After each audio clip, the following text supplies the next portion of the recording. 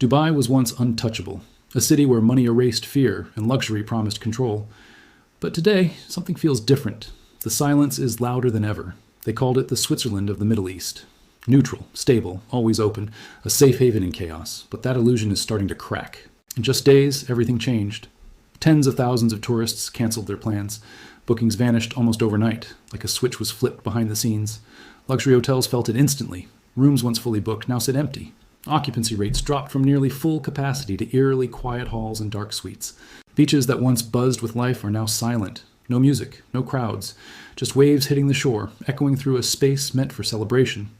The sky tells the real story. Flights suspended, routes canceled, the flow of people cut off. Dubai didn't just lose tourists, it lost its connection to the world. Airlines don't just carry passengers, they carry confidence. And when major carriers start pulling out, that confidence disappears faster than any luxury can replace it. Dubai was never just a destination, it was an idea, a promise that no matter what happened, you were safe here. That promise is now being questioned, because luxury isn't built on gold or glass, it's built on perception, the feeling that nothing can go wrong.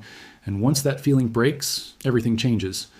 What happens when people stop believing? When the illusion fades? Even the most expensive city can start to feel empty, fragile, and uncertain.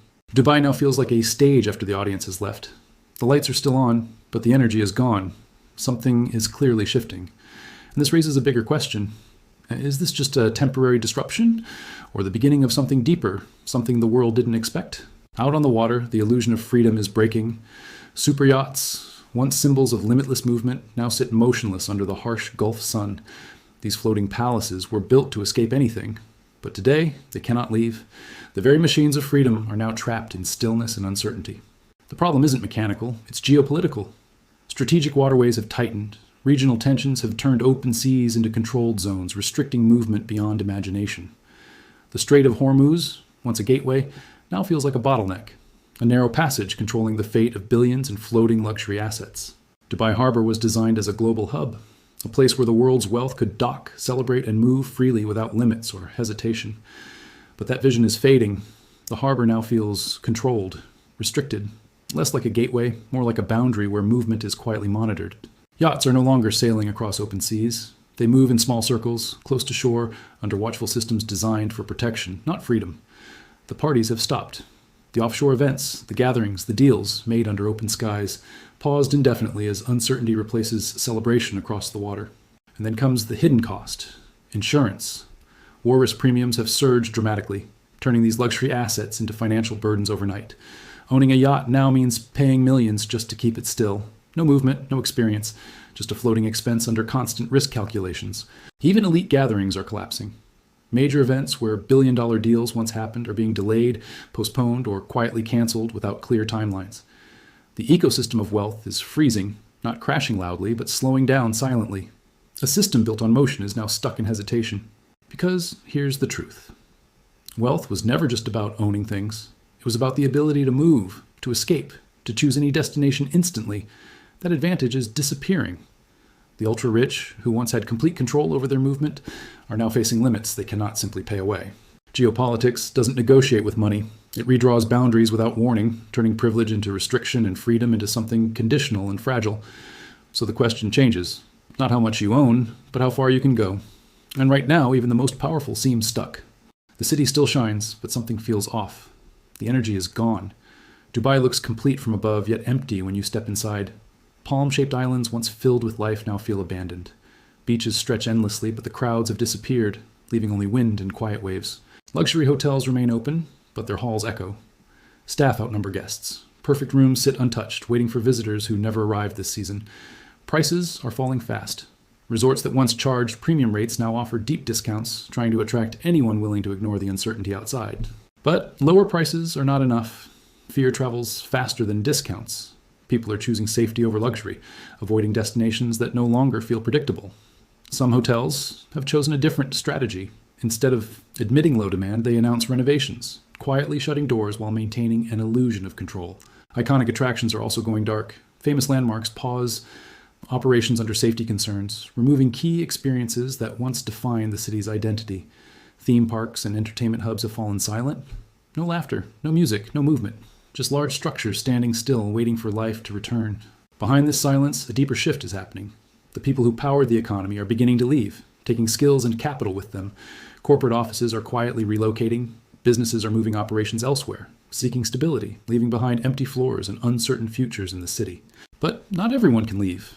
While the wealthy exit quickly, millions of workers remain, tied to contracts, responsibilities, and limited options. This contrast is striking. One group escapes with ease, while another stays behind, carrying the weight of a slowing economy and rising uncertainty. Economic pressure is building fast. Salaries are cut, jobs reduced, demand shrinking. The system begins tightening on those least able to absorb the shock. The foundation of Dubai's growth becomes visible. A model dependent on global talent, foreign investment, and constant inflow now shows its vulnerability. Because beneath the polished surface lies a fragile structure. And when movement stops, the system strains, revealing cracks hidden behind years of rapid expansion. And now the question deepens. Was this city built to last through uncertainty, or only designed to thrive in perfect conditions? The final layer of the story isn't visible from beaches or skylines. It's happening quietly in numbers, contracts, and deals that are no longer being made. Dubai's real estate market is feeling the shock. Transactions are dropping sharply, and the momentum that once fueled constant growth is suddenly fading away. Off-plan properties are being sold in panic. Investors who once rushed to buy are now rushing to exit, cutting prices to recover whatever they can. But even lower prices aren't attracting buyers. The market faces a deeper issue. Liquidity is drying up, and confidence is no longer guaranteed in uncertain conditions. A bigger threat is approaching. Thousands of new units are still under construction, set to enter a market where demand is shrinking rapidly. This creates a dangerous imbalance. Too much supply, not enough demand. A system built for expansion now struggles to absorb its own growth. The government has stepped in quickly. Stimulus measures, fee reductions, and incentives are being introduced to stabilize the situation and attract backlost momentum. Hotels and businesses are offered relief. Fees are reduced, taxes adjusted, and efforts made to keep operations alive during a period of declining activity. But these measures may only slow the impact. The deeper issue lies within the structure of the economy itself, heavily dependent on global movement. Dubai thrives on flow: tourists, goods, capital, talent.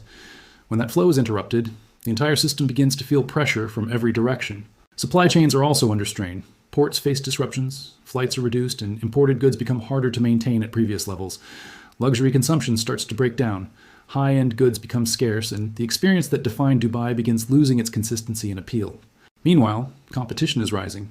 Other regions are stepping forward, offering stability and attracting the capital and tourists that once chose Dubai. This reveals a core truth. Dubai's model delivers high rewards during stability, but it also carries high fragility when external conditions shift suddenly. So the question becomes unavoidable. Was Dubai built on lasting strength, or on a powerful perception that required perfect conditions to survive? Because perception can change quickly, and when it does, even the strongest-looking systems can begin to weaken from within without warning. Now the future stands uncertain. Can Dubai adapt, rebuild trust, and evolve beyond this moment, or is this the beginning of a longer, deeper shift?